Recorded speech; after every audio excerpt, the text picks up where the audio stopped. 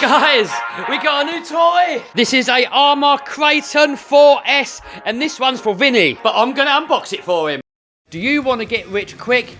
Then buy a lottery ticket and hope for the best. If you want to get rich for sure, you have to provide either a product or service of value. I've spent the past 10 years of my life trying many different ways of making money online. And by far, the quickest and easiest way that I have found is by selling on eBay. And I've helped hundreds of people make thousands of dollars every single month. So if you want more money so you can buy more toys, buy a nice house, or quit that dreaded 9 till 5, then click the link down below and I'll show you how.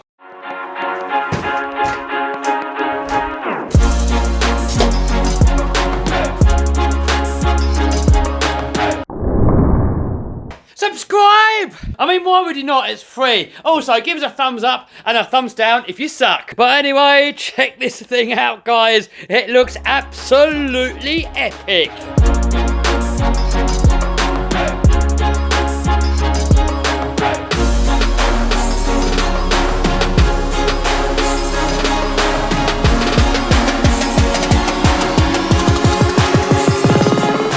So let's have a quick look to see what's inside.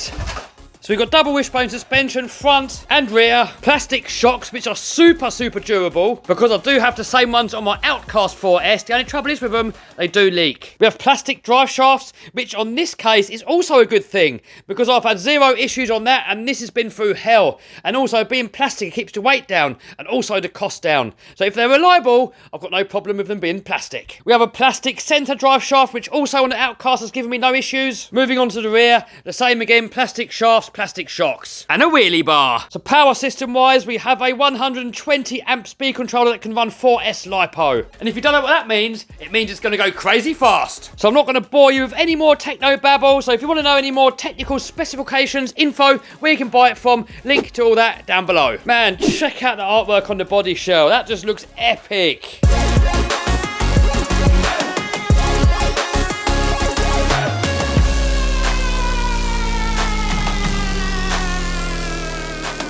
Now you've probably noticed that most of the stuff on this car is made out of plastic, including the chassis. And in my opinion, that's a good thing because it keeps the cost down and also it keeps the weight down. And if the plastic design is good, it can be a lot stronger than metal. One of the strongest RC cars that I have is a Traxxas X-Max. That comes with a plastic chassis and it takes an absolute beating. So people often ask me, what is the best budget-friendly RC car? Something maybe for a first RC car. And in my opinion, I would say one of the 3S or 4S Arrmas.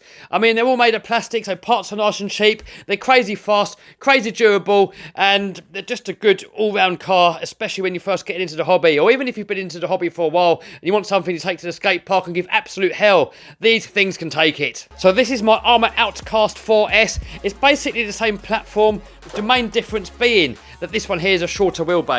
So me personally, I prefer longer wheelbase stuff because it kind of, you can get more speed out of it. It doesn't wheelie as much and it's easier to get more speed out of it. They're more stable. But then if we go for the shorter wheelbase platforms, then they're going to be better for doing all your stunts, your backflips, all that kind of stuff. So they're both good. It just kind of depends what you want. And the only difference that I can see on these so far is that the wheelie bar is slightly different. Obviously this one has a longer chassis, different style wheels and tyres, and obviously the different body. Now one thing that I don't like about these Arrmas is the servos. I've not had much luck with these. Some people have. Some YouTubers have used these and these servos have lasted, but for me, they always die really early on. But the worst thing about these is the radio. So this is the radio that they come with. It's a Spectrum STX2 and they've got a massive delay. So basically when you accelerate or when you steer, there's a delay to when the car responds. And what that means, it makes it a lot more difficult to drive over something if you had a quicker response. So the best bang for buck radio that I would recommend is this Dumbo RC.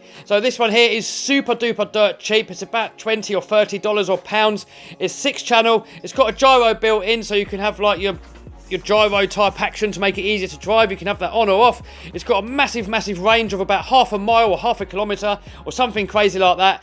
But most of all, it's got laser fast response time. This is one of the quickest radios that I've ever used. And there's going to be a link to where you can get one of these from down below. And of course, another negative is that these shocks are prone to leaking. If you look at this one here, pretty much all of them have leaked all of their fluid out. And even these ones here are starting to look a little bit moist straight out the box. And there is one more upgrade that I like to do on these, and that is the RPM arms. The stock arms on these, relatively weak. One little bad landing, they're probably going to break off. But RPM arms, an easy upgrade is going to make it super strong. And look there, look, you can see all that shock oil that's leaked out of the Outcast. So the perfect budget battery that I would recommend for this car is one of these Zop Power lipos here. I've been using these for around a year now, and they've all behaved absolutely perfectly. Loads of power, loads of punch, dirt cheap, and they fit in this truck perfectly. I mean, all you need to do is remove this little block here, and they're going to go in there perfect. There's going to be a link to where you can get this from down below. So you may have noticed some broken parts on my Outcast, but we had this at a skate park, and I nailed a near vertical jump flat out.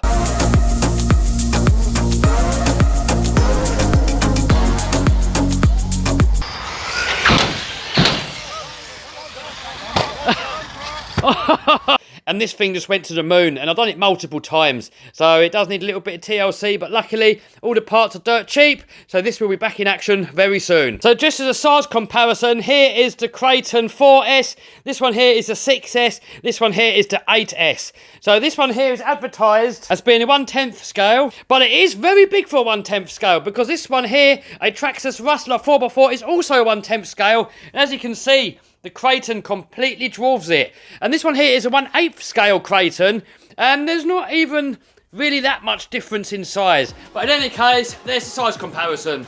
So which one should you buy? Well, each one has its own pros and cons. I would say if you're on a budget, maybe it's your first RC car and you want the strongest car out of the box, I would definitely go with the 4S. If you want to modify it and go with ultimate durability, then I would go with the Kraton 6S. And I'm going to put a link to that car up here. This car here has an insane amount of modifications. It's got a load of stuff on here from M2C Racing, custom RC upgrades, Just Bash It RC. So a lot of money's gone into this, making it as tough as it is. Out of the box, the 6S range, I would say, are probably mediocre strength. But if you're going to start bashing them hard, then you're just going to bend the chassis and stuff. Moving on to the Kraton 8S, this one is an absolute beast. But again, if you want to bash it, it's going to need a lot of upgrades. You're going to need better chassis, you're going to need a whole load of other parts. So if you want to bash out of the box, definitely go with the 4S. If you want to spend a load of modifications, then you can sort of go with one of these two. People say, what about the Kraton 8S versus the X-Max? Well, I would say definitely the X-Max if you want to go bashing, skate parks, BMX tracks, that sort of stuff. The Kraton is going to be more for your track. It's a lot better handling because there's a lower centre of gravity. It's going to go around the corners better. I've taken this to a track before up at Arc Raceway. I'm going to put a link to that video up here as well, and it actually dominated everything. The thing was an animal. So if you're unsure, I would definitely start with the 4S version. But all in all, they're all epic in their own way. It all depends what you want to do with them and how much you want to spend on upgrading them. Anywho, enough waffling. Let's take it out and give it a blast. Go on, Vinny, give it some nice... Oh, there he goes. How fast did it go? Did it was speedy. You know, we were saying about the radios being a bit sucky. He's now got a radio there that is worth more than the car. Have a look. Look at that. That was like £500. It's more than that, wasn't it? Oh my God. That's worth more than my car. Go on and do a speed pass. Meow.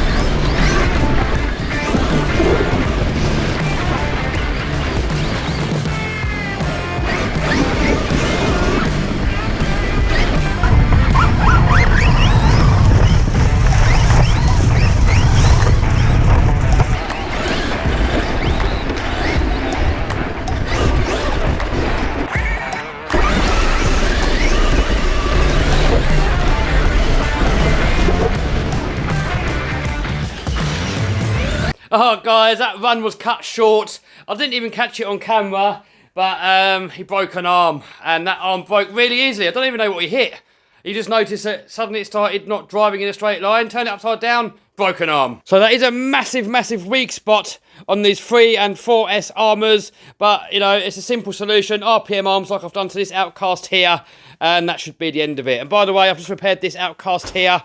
So I'm going to put a link to the video where I'll fix that up here. I'm doing a little bit more wrenching on this channel now. A lot of you guys were requesting, saying you're bored of the live stream wrenching because it goes on for too long. You want to see the edited videos. So I'm doing a few now. I'm seeing how they perform. If they get views, I might carry on doing it. If nobody wants to watch, then I won't bother. So it's down to you guys. If you watch, I'll do them. If you don't, then I won't. I'll tell you one thing that you should do every single time you come back from playing with your RC cars is take your lipos and put them into storage charge. So lipos are continuously dying while they are fully charged. And it's also when they're at most risk of catching fire. When you see a lipo fire, sometimes a lipo can just sit there and all by itself, it will just catch fire, burst up into flames.